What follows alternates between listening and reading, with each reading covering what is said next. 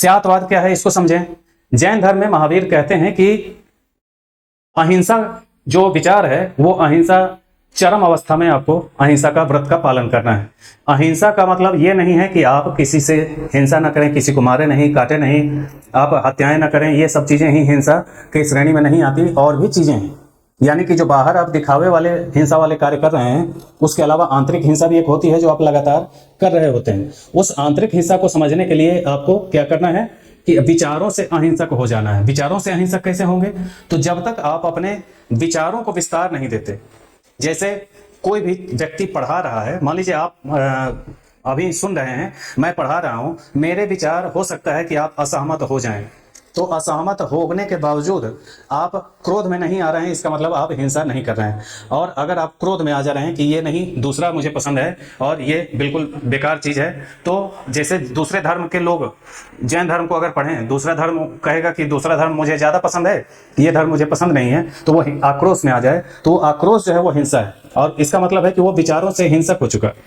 वो कहे कि हम अहिंसक हैं तो वो झूठ है। यही महावीर कहते हैं। इसको समझाने के लिए उन्होंने एक सहारा लिया हाथी का, और उन्होंने कहा कि अगर 5 लोगों को, 5 अंधे लोगों को हाथी के अलग अलग अंग पकड़ा दें, तो जैसा वो देखेगा, जैसे वो महसूस करेगा, देख रहे तो उसका नहीं, यानी कि अंधे है तो वो महसूस करेगा कैसा? एक अंधे को पैर पकड़ा दिया, एक अंधे को पेट पकड़ा दिया, एक अंधे को पूंछ पकड़ा दिया, एक को कान पकड़ा दिया, एक को सूंड पकड़ा दिया।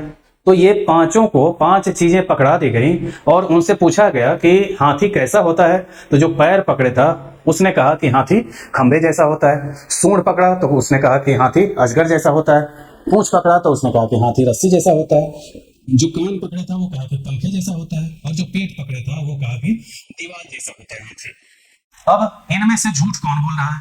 तो आप अगर ध्यान से समझेंगे इसे तो आप उसकी सच्चाई को समझ पाएंगे कि ये जो 5 अंधे लोग हैं ये 5 सही बोल रहे हैं, क्योंकि वो अपने प्रत्यक्ष अनुभव के आधार पर ये सारी चीजें बता रहे हैं, इसलिए 5 सही बोल रहे हैं, कोई झूठ नहीं बोल रहा है।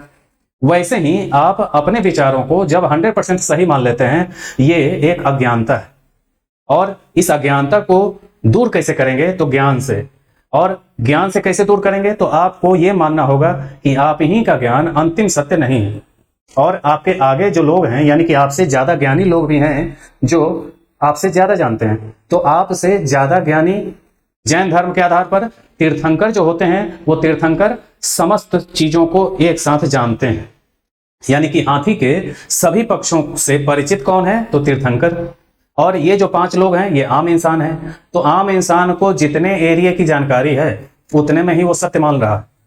इसको समझना है तो उदाहरण स्वरूप आज के संसार में जो आप ब्रह्मांड का अध्ययन कर रहे हैं, तो ब्रह्मांड में आप जितनी चीजों को जानते जा रहे हैं उतने को सत्य मान ले रहे हैं। और हमसे पहले जो लोग हुए, जब सूर्य में छेद मान रहे थे, जो सन स्पॉट है, सूरज में जो धब्बा होता है, उसको शुरुआती लेवल पे लोग उसमें सूरज में छेद मान रहे थे, लेकिन वो सत्य नहीं था।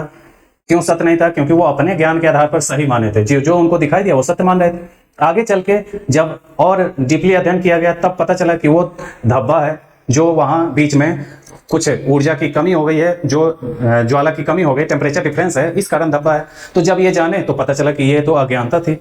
वैसे ही ब्लैक होल में ढेरों सिद्धांत आ गए। तो ब्लैक होल में आप पढ़ेंगे कि पहले जो लोग मानते थे कि ये छेद है, अब स्टीफन हॉकिंस बता गए हैं कि वो एक पदार्थ है, पिंड है, जो तारे की तरह, वो भी एक ठोस पिंड है। तो ये जिसको जितना ज्ञान होता जाएगा उतना जानता जाएगा। अब आज ही आप अपने आप को परफेक्ट मान लें कि हम जो ब्रह्मांड में सिद्धांत दिए वही परफेक्शन की ओर 100% सत्य है, तो ये 100% झूठ है कि आप जो कह रहे हैं वो 100% सत्य है, यही 100% झूठ है। क्योंकि आप उतने की ही बारे में जानकारी बता रहे हैं जितना कि आपको ज्ञान है। इसलिए अभी आप दूसरे ग्रह पे जीवन की खोज कर रहे हैं, तो हम खोज कर रहे हैं, इसका मतलब आगे जीवन होगा ये हम उम्मीद कर रहे हैं। अब है वहां जीवन लेकिन हमें पता नहीं, इसलिए हम कुछ नहीं कह सकते। तो ये क्या है? अज्ञानता। और जो इन सब को जान जाए वही है ज्ञान। तो वैसे ही हाथी के बारे में जैन धर्म में जो कहा गया, तो वो ये सिद्धांत पूरी तौर पर महावीर के द्वारा जो चीजें कही गई कि संपूर्ण ज्ञान तीर्थंकरों को है और बाकी जो ज्ञान है वो अधूरा है। तो अपने ज्ञान को अगर पूर्ण मान लेंगे तो आप अहिंसक नहीं बन पाएंगे। इसलिए दूसरे के विचारों से असहमत होने के बजाय इस चीज को याद रखें जिसको उन्होंने स्यातवाद में कहा। पहले कहते हैं कि स्यात् अस्ति यानी कि संभवतः है, दूसरा कहते हैं कि संभवतः नहीं है यानी स्यात् नास्ति, तीसरा कहते हैं कि स्यात् अस्ति नास्ति च यानी कि संभवतः है और नहीं भी है यानी कि दोनों में से कुछ भी हो सकता है। चौथा कहते हैं कि स्यात् अवक्तव्यम यानी कि संभवतः कुछ कहा नहीं जा सकता, अवक्तव्यम मतलब कुछ कहा नहीं जा सकता। स्यात् अस्ति अवक्तव्यम, यहाँ च नहीं होगा, स्यात् अस्ति अवक्तव्यम यानी कि संभवतः है कहा नहीं जा सकता। स्यात् नास्ति अवक्तव्यम यानी कि संभवतः नहीं है कहा नहीं जा सकता। स्यात् अस्ति नास्ति च अवक्तव्यम, तो ये संभवतः है नहीं है ये भी कहा नहीं जा सकता।